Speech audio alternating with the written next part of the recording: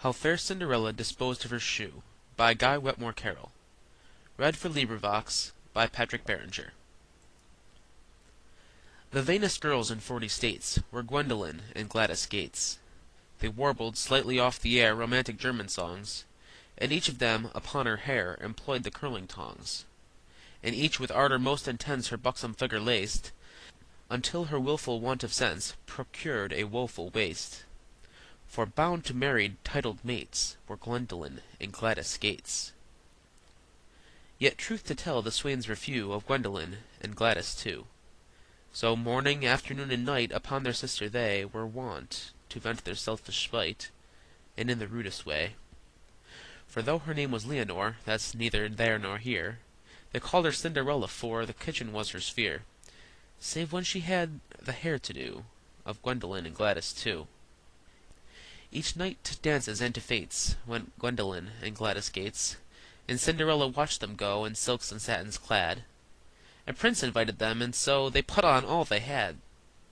But one fine night, as all alone She watched the flames leap higher, A small and stooping fairy crone Slipped nimbly from the fire. She said, "The pride upon me grates Of Gwendolen and Gladys Gates. I'll now," she added with a frown, "Call Gwendolen and Gladys down." And ere your fingers you could snap, There stood before the door No paltry hired horse and trap, Oh no, a coach and four. And Cinderella, fitted out regardless of expense, Made both her sisters look about Like 37 cents. The prince, with one look at her gown, Turned Gwendolen and Gladys down. Wallflowers, when thus compared with her, Both Gwendolen and Gladys were. The prince but gave them glances hard, No gracious word he said. He scratched their names off from his card, And wrote hers down instead.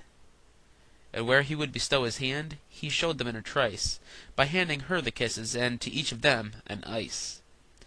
In sudden need of fire and fur, Both Gwendolen and Gladys were. At 10 o'clock, in discontent, Both Gwendolen and Gladys went. Their sister stayed till after 2, and with a joy sincere, The prince obtained her crystal shoe, By way of souvenir. Upon the bridal path he cried, "We'll reign together, since I love you, you must be my bride." He was no slouch, that prince. And into sudden languishment Both Gwendolen and Gladys went. The moral: all the girls on earth Exaggerate their proper worth. They think the very shoes they wear Are worth the average millionaire, Whereas few pairs in any town Can be half sold for half a crown.